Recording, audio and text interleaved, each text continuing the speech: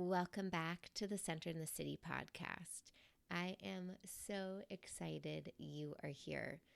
Today is such a treat because I get to interview Alexandra Balanswake.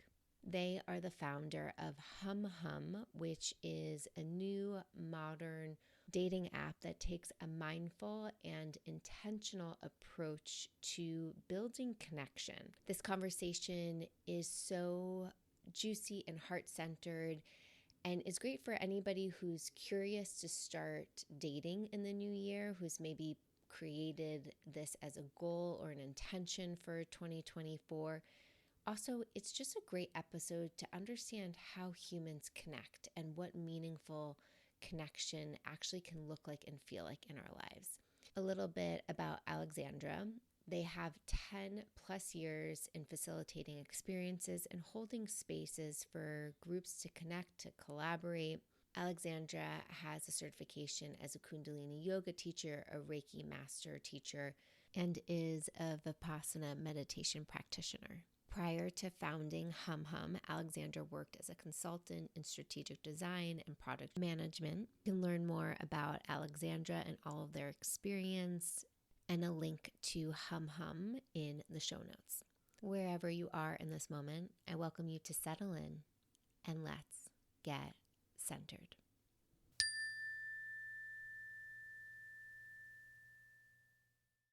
Alexandra, welcome to the Center in the City podcast. Thank you so much for having me, Wade. I'm excited to dive into this conversation around mindful connection and mindful dating. And I'd love it if you could share with listeners just a little bit about your inspiration for starting humhum and even where the name for humhum developed, because I love it so much. For sure. So it came out of my own desire when I had just moved to New York to want to make more authentic connections. And specifically, I was dating and recognized that it felt really difficult for me to have the kinds of interactions that I was really craving, which were interactions where I felt like there was that shared permission to stay connected to ourselves, where we could really have more meaningful conversation that wasn't really centered on just like the obvious, like, where are you from and what do you do? And for me, I recognized that part of what was really nourishing for me was this almost experience of shared solitude where I could be fully connected to my own experience, but then sharing that with another person. And that's more like, once we're established and have a comfortable bond, but even, with friends, like being able to have a kind of like almost like library vibe, or if we go to a yoga class, like that conversation just after those experiences for me was always really meaningful because each of us got to have an experience and then bring the connection to be about, hey, what was that like for you? What was that like for me? And we actually got to share an experience and then build connection based off of that. And so I got really curious about how to create more spaces and opportunities that allowed people to have shared experiences and then bring themselves to the table to connect over those shared experiences. So it started for me because I was attempting to date and then recognized I just didn't really resonate with dating apps. I didn't resonate with swiping. I felt like it was bringing out parts of my heart that I was working to almost cultivate the opposite of. So I would be wanting to be more present, wanting to be more curious, wanting to be more kind. And I found that swiping actually was bringing out like impatience and judgment and this kind of transactional energy. And it's like, I don't want to fan those flames. Like, that's not how I want to be. So how can I give myself more opportunities to practice being who I want to be and then share that with other people? There's so much wisdom there because you're right. Like the way we practice, what we practice helps feed our responses, our reactions to life. And so when we are in the process of swiping and feeding this like judgmental mind of I'm just looking at somebody from their few words on their profile and their pictures, we feed that like, oh, what's that quick reaction to swipe yes or no. So I just really appreciate the way you're framing your desire for meaningful connection, because yeah, it's like, how conditioned are we now to just be in this world of fake connection where we're just getting these superficial snapshots, and we're training our brains to continue to be in judgment and in that kind of reactive state where we know from a nervous system and neurobiology, we don't connect when we are in that fight flight reaction. And so, how can we create more places of grounded connection so that there can actually be connection? But tell me about, where did the name Hum Hum come from? Yeah. So there's kind of two parts. It was one of those, I was holding space for the name to actually come to me. I was like not sure what I was going to call it. And um, I have a practice in yogic science through the Kundalini Yoga tradition. And there's this mantra hum, and specifically so hum, which is I am that. And the meaning for me is like really about witnessing that kind of essence quality in ourselves and in another person, that quality that is like can be revered, can be seen with just such immense respect, that is almost transcendent of some of our like personality traits and our conditioning and habits and patterns that we do end up taking on. So that's one piece. But then the other piece is that it's really human to human, hum hum. And it's two humans or multiple humans just coming together to be human together. And so it was inspired by both of those, both of those. I love that. When I just even say the name, like Hum Hum, it's fun in my mouth. And I feel a slight vibration into my heart. And I just thought that was such a beautiful name to really capture the essence of like mindful dating, because like when we all get on the same vibration, even in a yoga class, when at the end or in the beginning, when people chant together, that vibration, right? We all start to feel, or I'll say for myself, I feel connected to other people. And so even just like the hum hum, I'm like, like I'm in my heart center. So anyway, I love the name. I'm curious to talk more about human connection because, we are still in this like post-pandemic world where we're getting back into like, oh yeah, I can go outside and I can, travel freely. And I have actually a bunch of clients who are dealing with a lot of social anxiety still. And I know they're not alone. And obviously, loneliness is a huge epidemic in our country. I just love to hear your wisdom on like, how can we practice more meaningful connection with each other in this world that is so tech heavy, and we separate ourselves with these like invisible bubbles through chat messages or through our email. Like, how do we get to really foster more connection?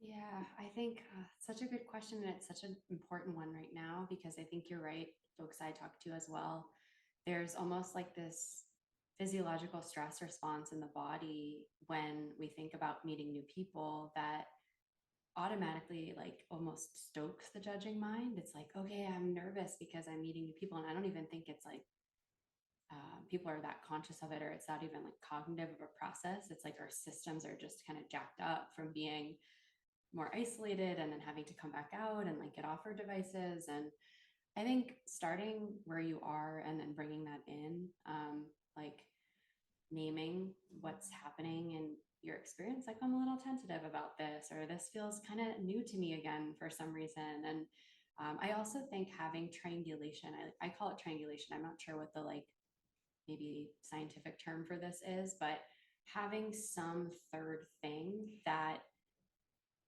helps ease into intimacy versus have it be like right away direct you and me were in conversation. So maybe that's you're playing some kind of a game, or maybe that's you're going to do some activity, or you set a timer and you each warm up and just share what's on your heart for 3 minutes. Like having some structure has, for me, and also for folks that have come to humhum, provided that sense of safety and ease to be like, okay, I know what I'm doing. Like I don't have to think about what I'm doing. I don't have to think about what I'm talking about. That's why like conversation prompts are really helpful, because it takes the work off of each person to have to like come up with a clever thing. And like, when our energy is just like a little tentative and it's scary to open. And I think even for folks that are more extroverted and really comfortable engaging, it could start to feel a little bit robotic after a while if you're in that space of like, I'm the one that knows how to hold the space and engage anybody. It's like, yeah, but also you might want to be witnessed and seen and known, and not need to drive the conversation all the time. And so having kind of that third thing, that like a practice, setting a timer, using prompt cards, and there's many awesome cards, playing a game, and then like if you go to an activity, being able to reflect on it afterward or talk about it afterwards. So those are some things that I've seen work really well. I love that you bring that up, the triangulation piece, because this was a few years ago where I was starting to like meet new people in Seattle. I realized that my community was kind of shifting a lot. And so I was, trying to get out and meet new people. And we went away for a July 4th, like camp out.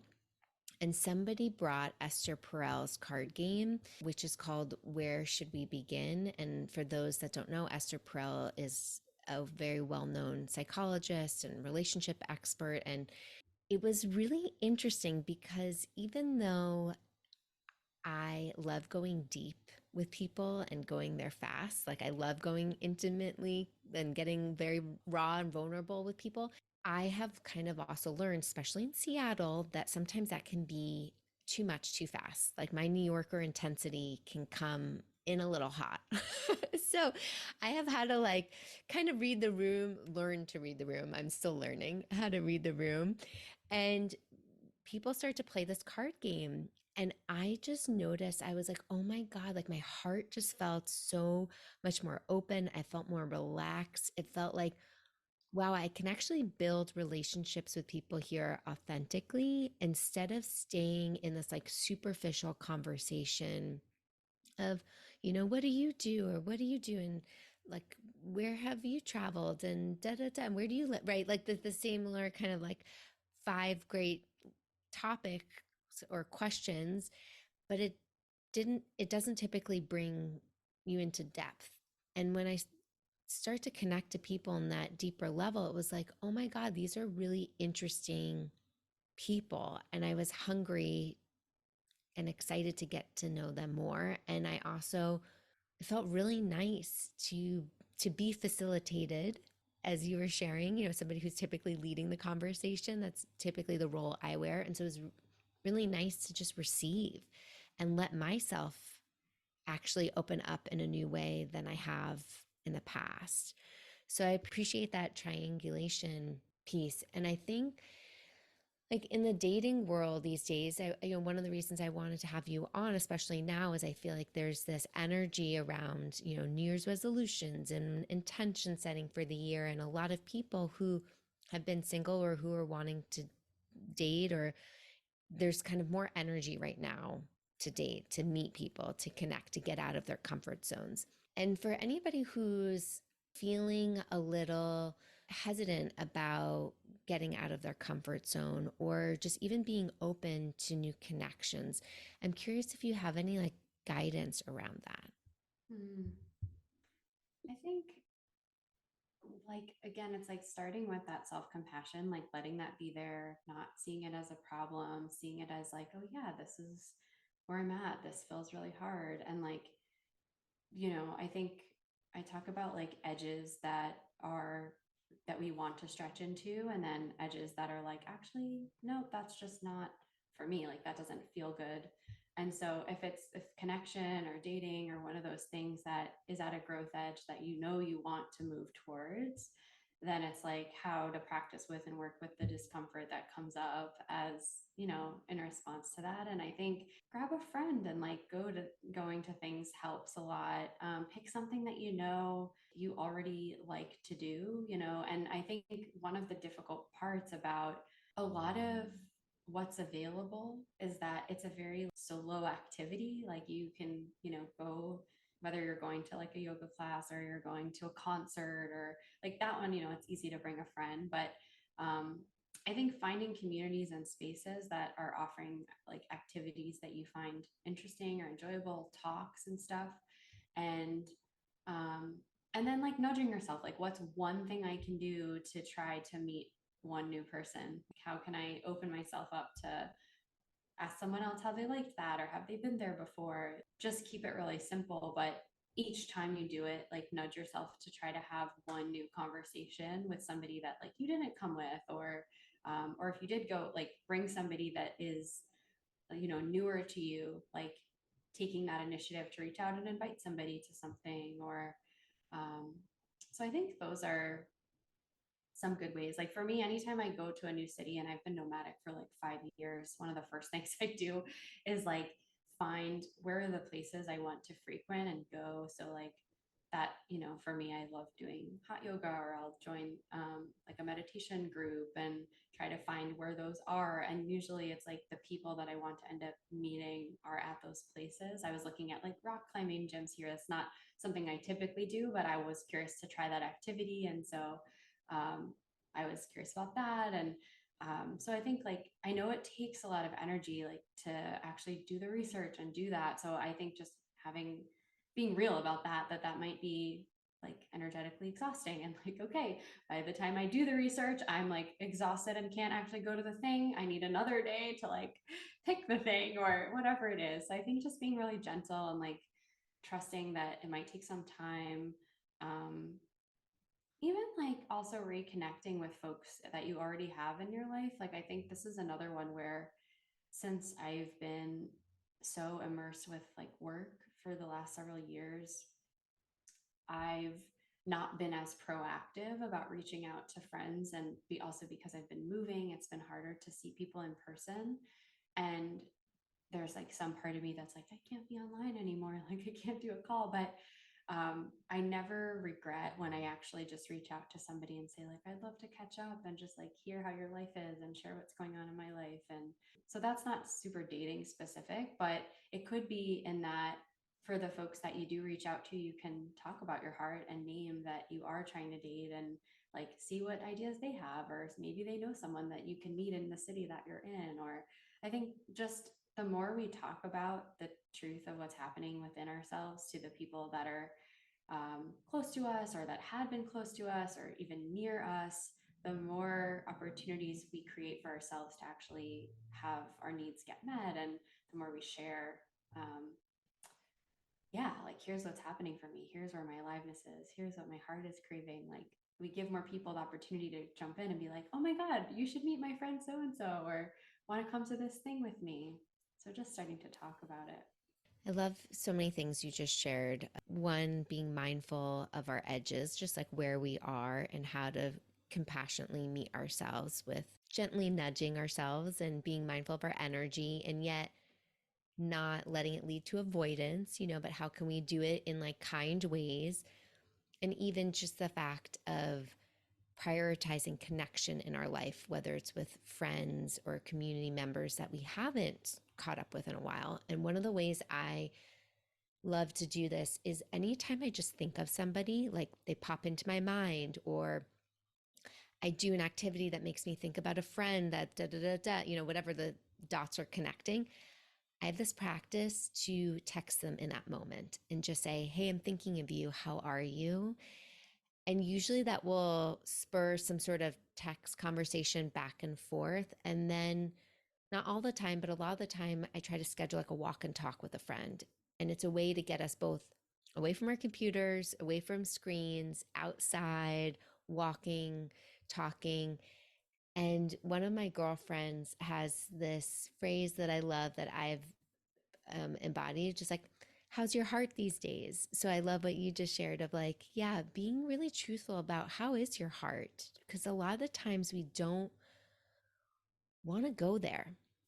Even if we're doing well, or right, like we want to stay in our mind, we want to stay in the accolades, we want to stay in the what's been productive or where have we gotten credit or self-worth from. But like how often do we really give ourselves permission to just share like, yeah, like my heart's full of joy and a lot of sadness right now, and just give ourselves that permission to go there.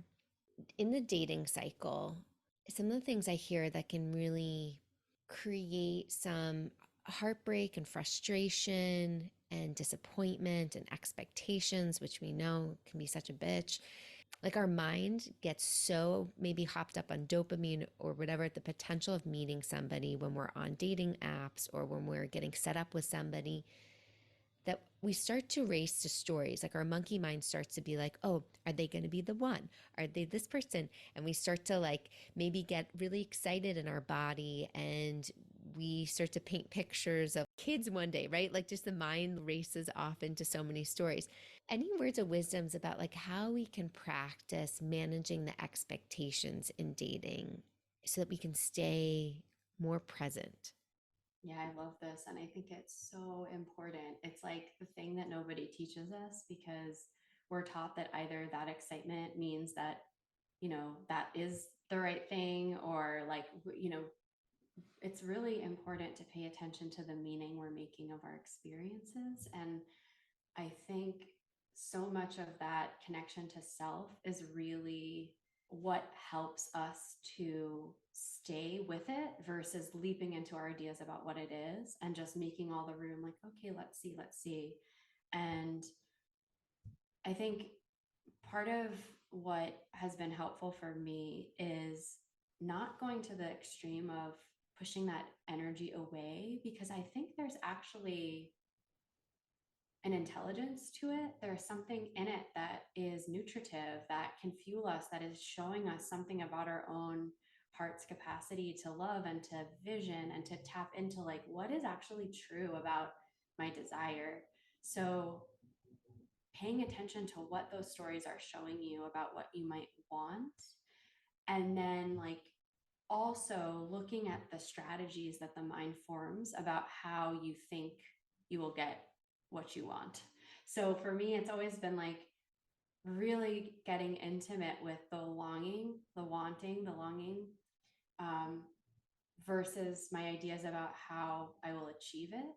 And so the like to make it really tangible, the longing of um, collaboration is actually just one that I've always had, whether that's in partnership or with other folks, like, teammates.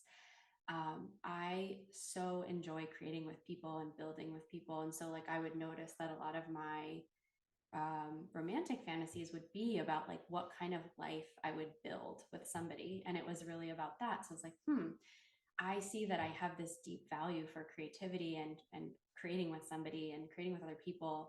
So like, how can I get those needs met now and also stay really intimate to the truth of my experience with the different people that I am meeting and dating, so that I don't project onto them that longing like you need to be the one that I'm going to do this with. So because like if I can get those needs met, then I can stay in the truth of the moment of what's actually here versus like what I need to be here, and like try to, and it's really difficult. Like it's not, because even when a new relationship starts and you're like 6 months in, a year in, like that tendency to want to project your own vision and needs and desires onto the bond is, I think, the thing that creates the suffering. It's the thing that creates the tension and the disagreement. And it's like, so it happens in dating and it happens in relationship. And so if you can practice it in dating, then you're teeing yourself up so that as you get into relationships, you're constantly watching the way that the mind is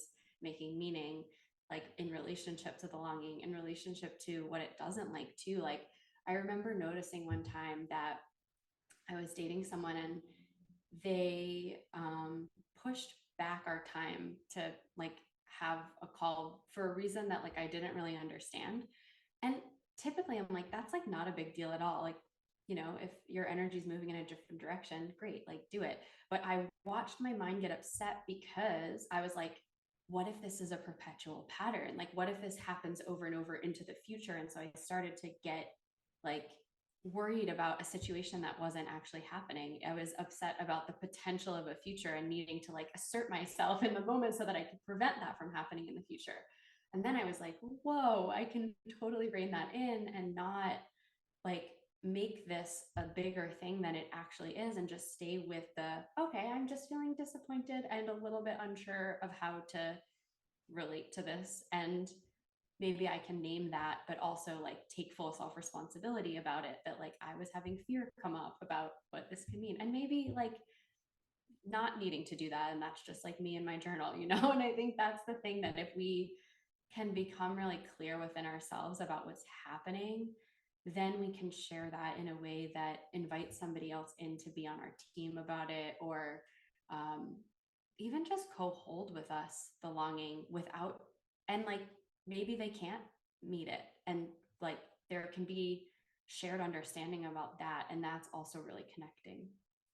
Oof, what you're talking about like hits deep with me, even in my marriage and my partnership with my husband for over almost 12 years.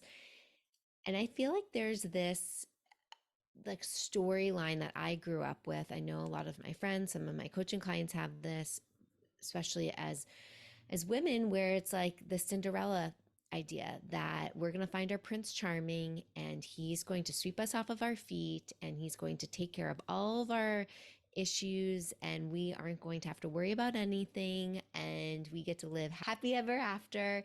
And, like that's just like the Disney version. And I, in marriage didn't really realize this in the dating portion of our relationship, but in marriage, really realized like, oh, I am in a story here. I am projecting my needs on you.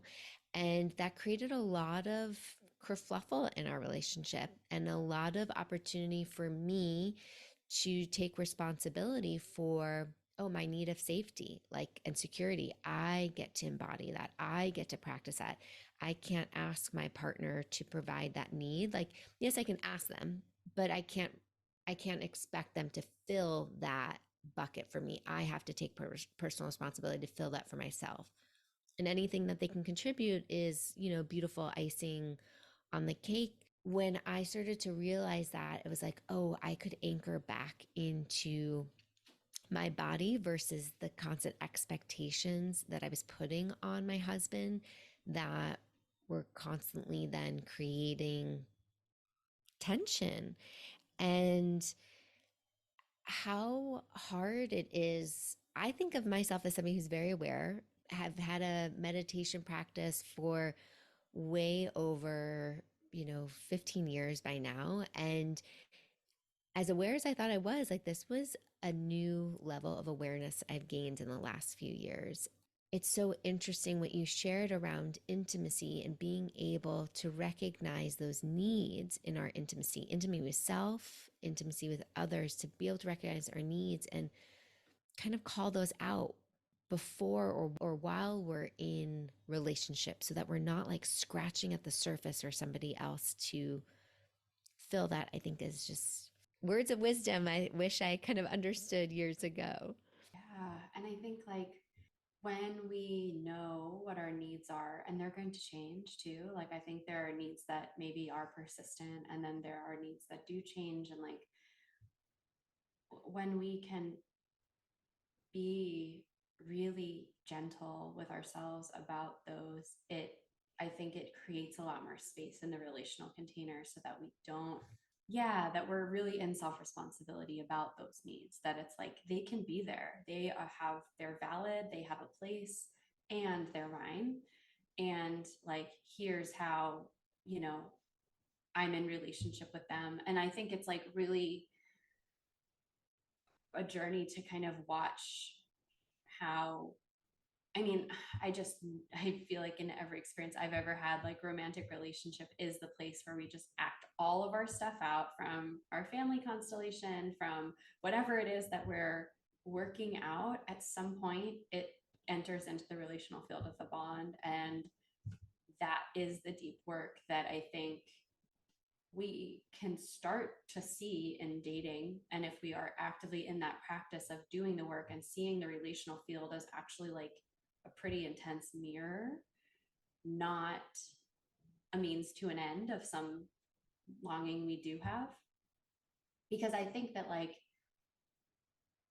life is kind of this way, that it teaches us about our own hearts and how our creative energy wants to express and move in the world, and how are we, taken out by the ups and downs of life. And I think that like dating is just a microsphere of the macro of all of life, which has its wins and its losses. It's moments where our ego feels really boosted and moments where we feel totally fallen down and like trash.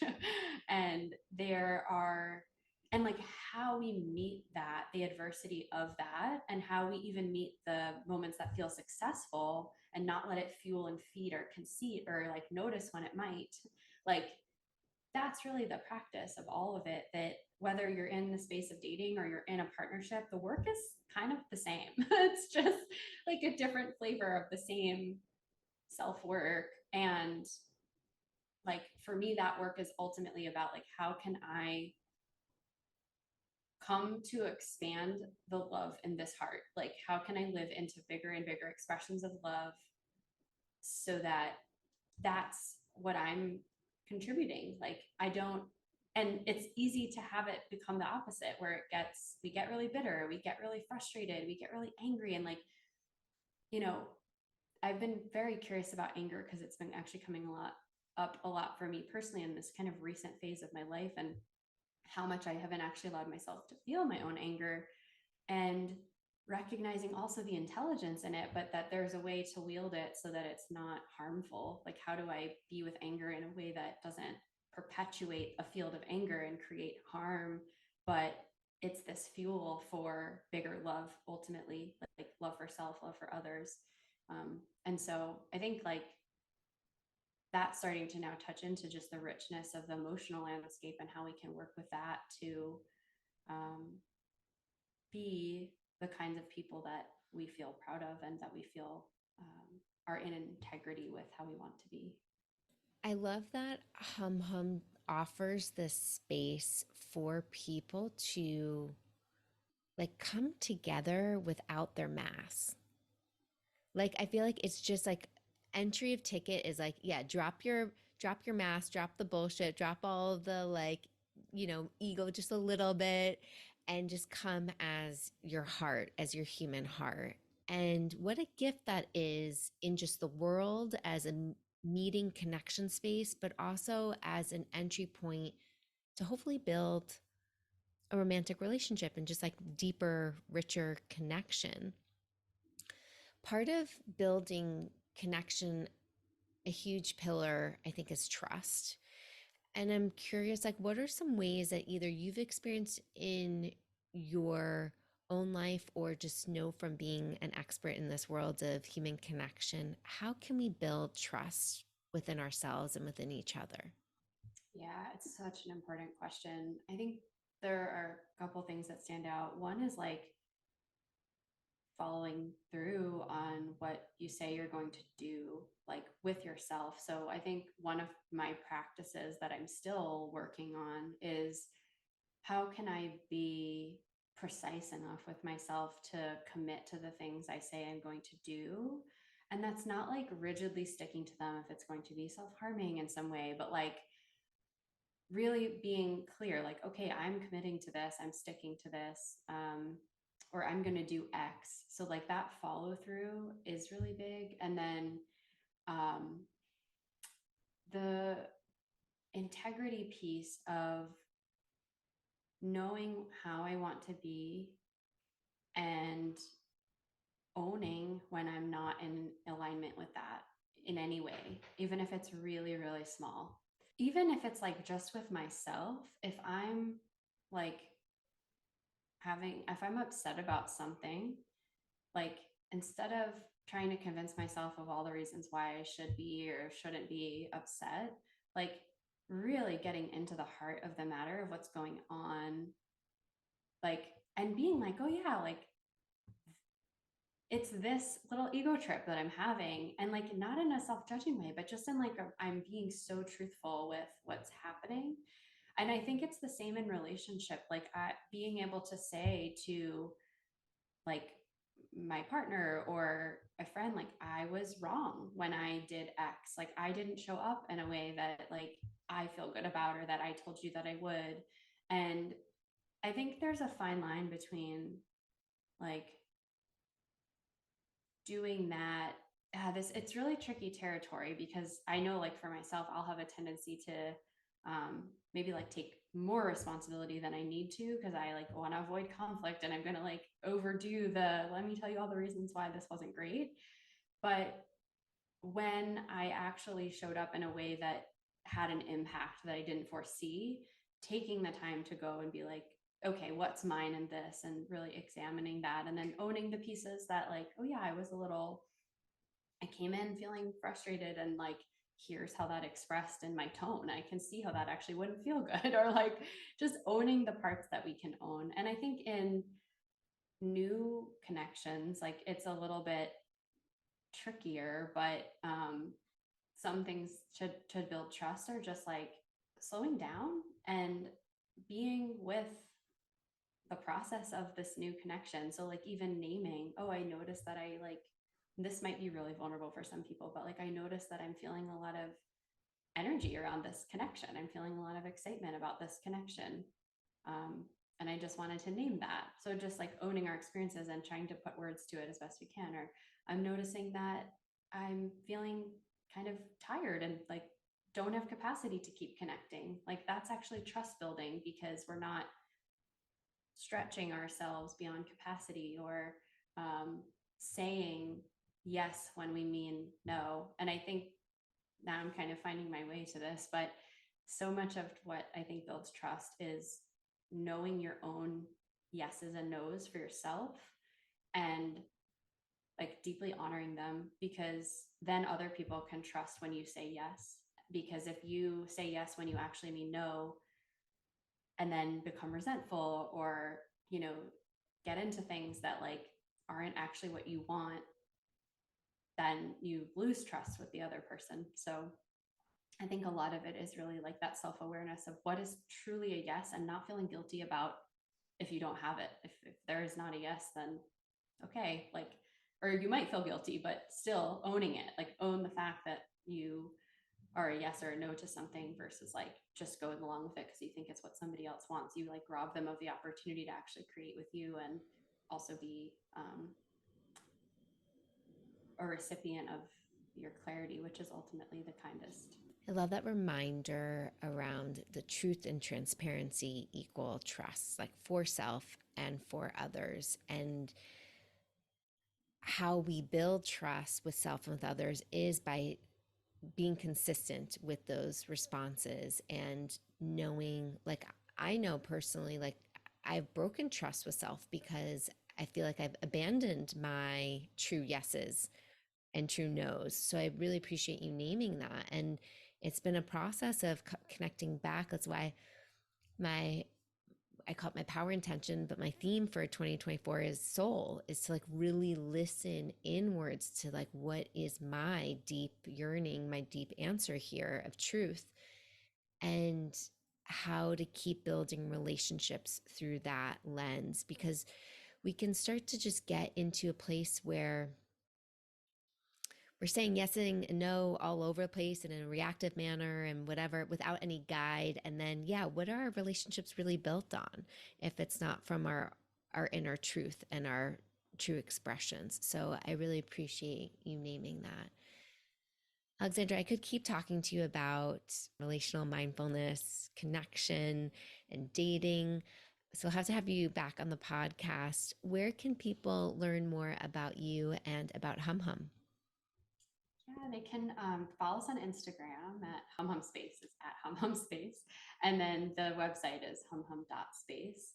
And we offer guided one-on-one dates. We offer group events. We have coaching as well. And so you can experience different aspects of intentional connection. Yeah. And then all of our contact information is on the website. Amazing. Thank you so much for being here and sharing your wisdom. Thank you for having me. Thanks so much for listening to the Centered in the City podcast. I welcome you to pause and just let the goodness of this episode settle into your mind, your body, your nervous system. And whether you are single, couple, dating, playing the field, I welcome you to think about how you create connection in your life these days. Does it feel meaningful and rich? Does it feel superficial? Maybe just notice the kind of relationships that you put your energy and attention into. And what would it be like to increase your heart connection in those relationships? Whether it's a sibling, a romantic partner, a best friend. What does that get to look like for you? Feel free to join me and humhum on Instagram to continue the conversation. And if you are somebody who is wanting to start dating and get out there a little bit more in 2024, I welcome you to check out humhum and explore the mindful dating experience and what building meaningful connection can feel like. Thanks as always for welcoming me into your ears, your heart, and your mind. And until next time, stay centered.